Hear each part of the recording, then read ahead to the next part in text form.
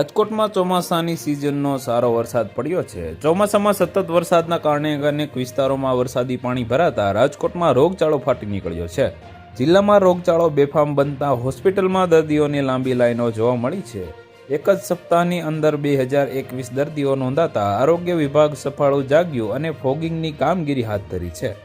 વરસાદ બાદ રાજકોટમાં મોસમી રોગચાળો વકર્યો છે। જિલ્લામાં એક સપ્તાહની અંદર પાણીજન્ય અને મચ્છરજન્ય રોગોના કેસ વધ્યા છે।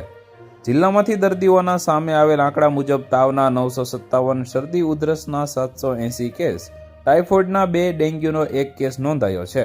આ દિવસોમાં પ્રદૂષિત પાણીથી થતા કમળાની બીમારીના દર્દીઓ પણ નોંધાયા છે। હોસ્પિટલમાં દર્દીઓની સંખ્યા વધી છે। છેલ્લા કેટલાક દિવસોમાં કિસ્સા સામે આવ્યા છે જેમાં સામાન્ય લાગતા તાવ અને ઉલટી જેવી સમસ્યા પણ દર્દીના મોત થયા છે। આવી સ્થિતિમાં કોઈ પણ સામાન્ય સ્વાસ્થ્ય સમસ્યાને નજરઅંદાજ કરી શકાય નહીં। તો વધુ માહિતી મેળવવા માટે ચેનલ સાથે જોડાયેલા રહો। વિડીયો પસંદ આવે તો લાઈક કરી દેજો। ચેનલમાં નવા છો તો સબસ્ક્રાઇબ કરી દેજો।